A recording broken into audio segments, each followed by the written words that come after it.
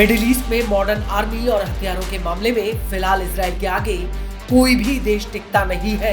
Israel के पास America में बना 5वीं पीढ़ी का स्टील जेट F-35 भी है, जो पलक झपकते ही दुश्मन का काम तमाम कर सकता है।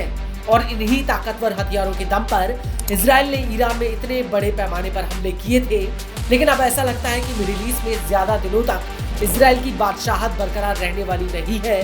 वो इसलिए क्योंकि सऊदी अरब और अमेरिका F-35 लड़ाकू जेट को लेकर एक डील करने जा रहे हैं। और अगर ये डील हुई तो मिडिल ईस्ट में सबसे ज्यादा खतरा इजराइल को हो सकता है। और यही वजह है कि अब इजरायली पीएम नेतन्याहू ने F-35 को लेकर अपनी चिंता जाहिर की है। इजराइल चाहता है कि अमेरिका ये जेट सऊदी अरब को ना दे।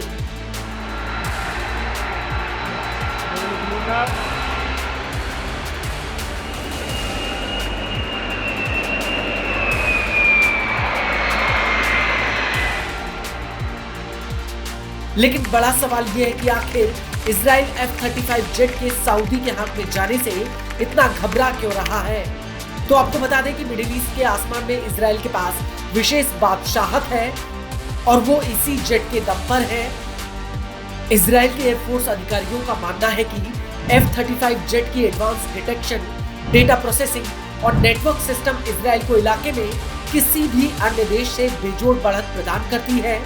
और इजराइल के पास लंबी दूरी के ऑपरेशन के लिए जो आदिम लड़ाकू जेट का बेड़ा है वो भी F-35 के ऊपर निर्भर है। और इससे इजरायली एयरफोर्स अपने बॉर्डर से हजारों किलोमीटर दूर खुफिया मिशन को अंजाम दे सकती है। इजरायली अधिकारियों का आकलन है कि अगर सऊदी अरब में F-35 तैनात होता है तो इजरायली एयरफोर्स की ताकत कम हो जाएगी।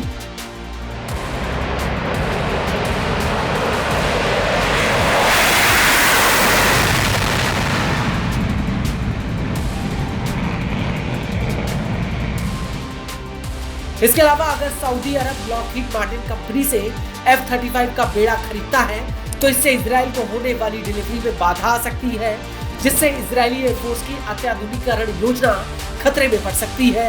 हालांकि इजराइल ने पहले ही F-35 के बेड़े की खरीद को मंजूरी दे दी है, जिससे वो बोइंग के बूढ़े हो चुके F-151A के जेट्स को रिप्लेस कर सके।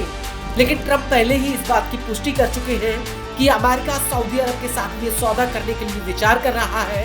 और पिछले हफ्ते ही सऊदी अरब ने अमेरिका से कई एडवांस जेट खरीदने की गुजारिश की थी।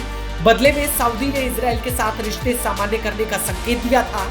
मीडिया रिपोर्ट्स के मुताबिक सऊदी अरब ने अमेरिका से 48 F-35 जेट्स मांगे हैं।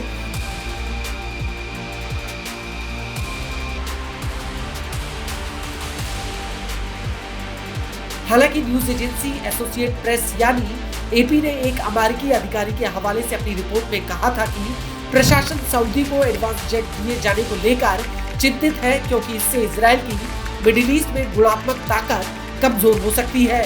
और वो भी ऐसे समय में जब ट्रंप ने गाजा युद्ध विराम के लिए 20 सूत्रीय फॉर्मूला पेश किया है।